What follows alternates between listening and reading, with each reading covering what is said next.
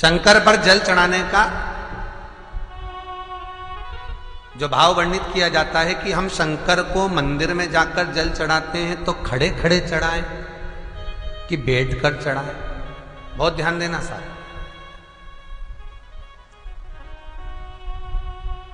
शंकर में मंदिर में जाकर हम भगवान शंकर को जल चढ़ाएं तो खड़े होकर चढ़ाएं कि बैठकर चढ़ाएं।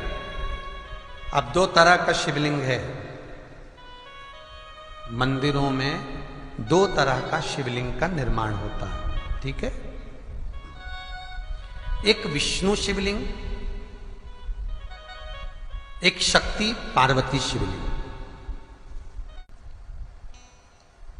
दो तरह का शिवलिंग मंदिरों में होता है, दो तरह का शिवलिंग मंदिरों में होता है, समझ लेना बहुत अच्छी तरह से। एक शिवलिंग वो होता है जो जमीन पर डायरेक्ट जलाधारी रहती है, शिवलिंग रहता है, ऐसी जलाधारी पूरी की पूरी, और शिवलिंग जमीन पर रखा रहता है, भूमि पर रखा रहता है, डायरेक्ट जमीन पर।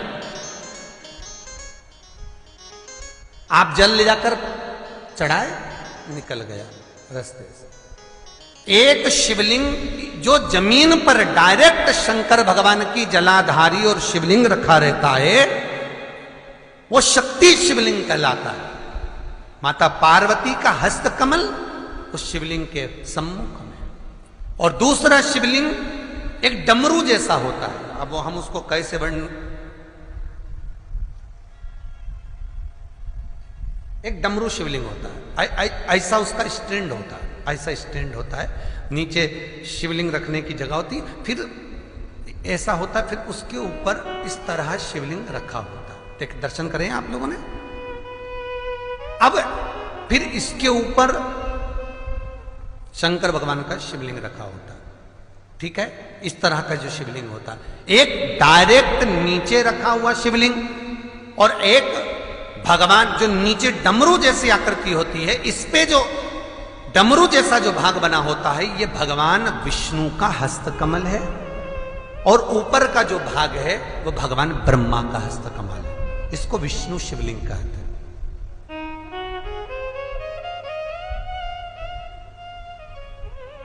इसको हरीश्वर महादेव भी कहा जाता है।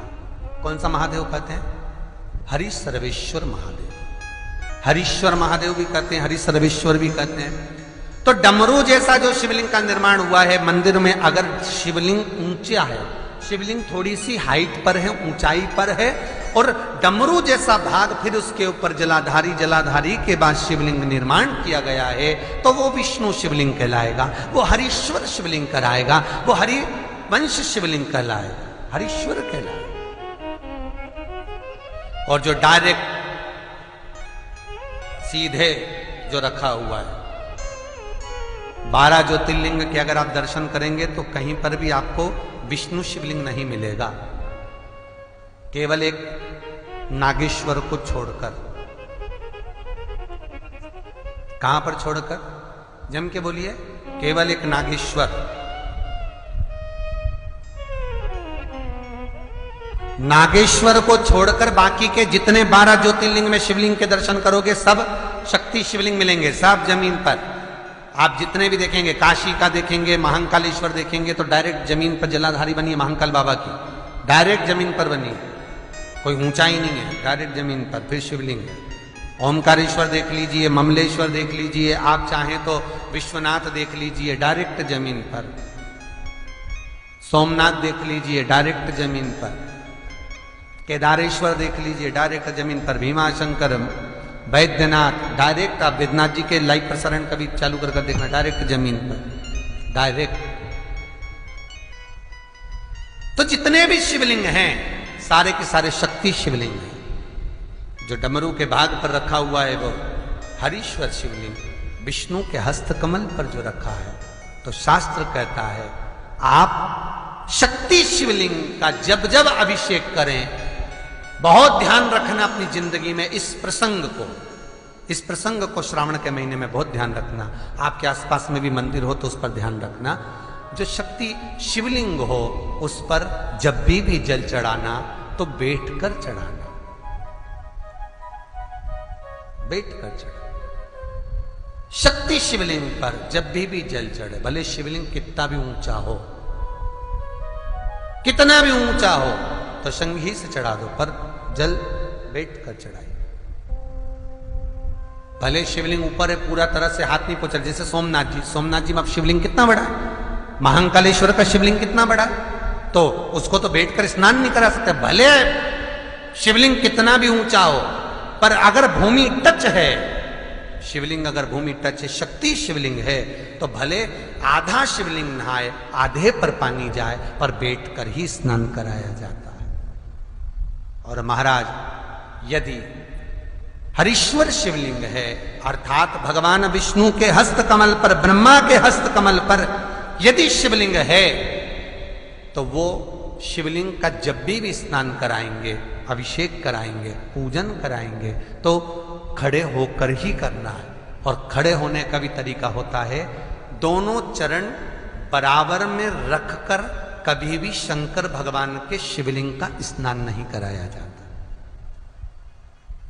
महाराज दोनों चरण बराबर रखकर, अगर हरीश्वर शिवलिंग है, किसी मंदिर में शंकर को जल चढ़ाने के लिए आप गए हो और शंकर को जल चढ़ा रहे हो, तो हरीश्वर अगर शिवलिंग है तो दोनों पांव बराबर रखकर नहीं, एक सीधा चरण थोड़ा सा आगे रखिए और उल्टा चरण थोड़ा सा पीछे रखकर भगवान शंकर का जलाभिषेक करने पर लक्ष्मी जैसे अपने चरण रहते हैं, भगवान शंकर उसी तरह से लक्ष्मी को दौड़ाते हुए अपने घर में प्रवेश कराते हैं।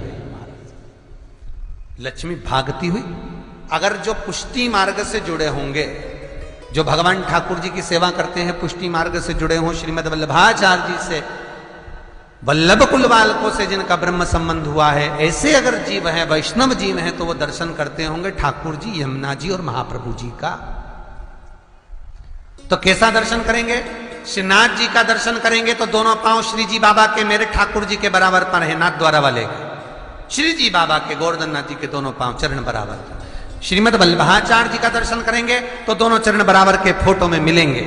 पर यमुना जी का अगर आप दर्शन करेंगे, पटरानी यमुना जी का जब दर्शन करेंगे, तो यमुना जी का चित्र का दर्शन करेंगे, तो यमुना हमेशा एक पांव यमुना जी का आगे मिलता है। क्यों? जो वैष्णव ठाकुर का दर्शन करे, श्रीमद वल्लभाचार्य जी के अनुसार भगवत चर्चा करे, उसके यहाँ यमुना भक्ति निरंतर प्रवेश करती जाए, इसलिए भागता हुआ चरण, दौड़ता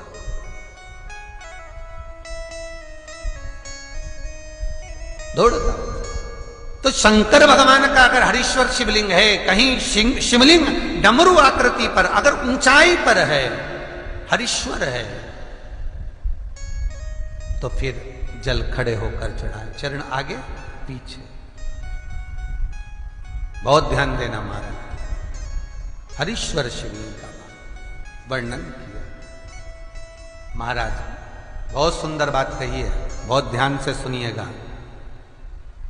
शक्ति शिवलिंग के ऊपर जो जलाधारी लगती है, शक्ति शिवलिंग के ऊपर जो जलाधारी लगती है, वो 5 मिनट, 10 मिनट, आधा घंटा रखकर 24 घंटे के लिए हटा सकते हो।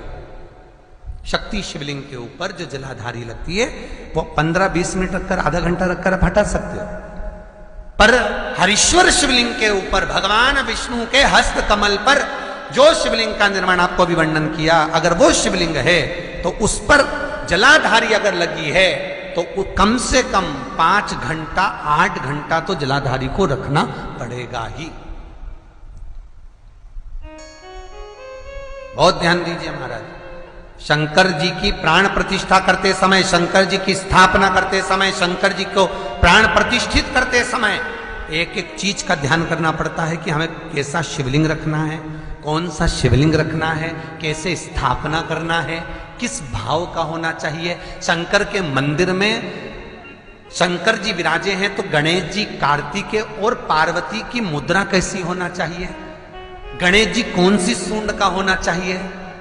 जब शंकर के मंदिर में हम आराधना कर रहे हैं तो गणेश जी की सूंड किस ओर होना चाहिए, पार्वती की मुद्रा कौन सी होना चाहिए, षडानंद कार्तिकेय की दृष्टि कहां होना चाहिए, ये शंकर जी की प्राण प्रतिष्ठा में देखा जाता है।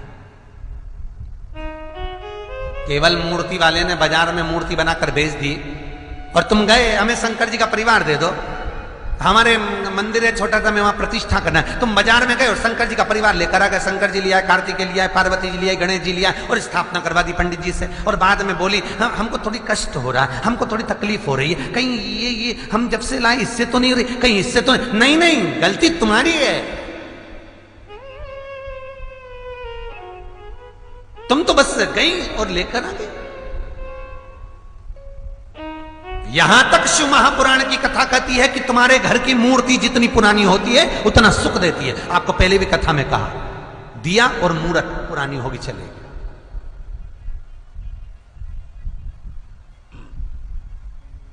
पुरानी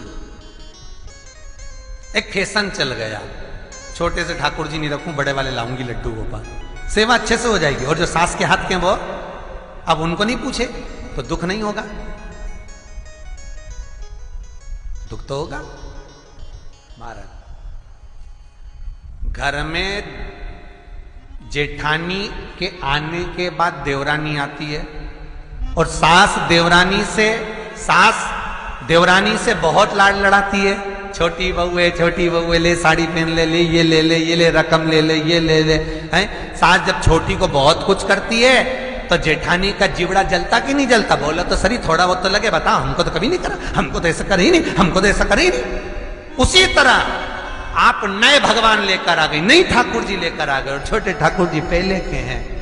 भगवान को लगता है बताओ नए से लाड लड़ा रही, उसको वस्त्र पहना रही, आभूषण पहना रही, मुझे आभूषण तक नहीं, वस्त्र नहीं, जैसे हैं वैसे ही लुढ़क जाते हैं, कौन पहनाए? कोई ने कहा इनको क्यों नहीं पहनाती, छोटे हैं पहनाते नहीं बनता, भाव से पहनाओगे सब पहने।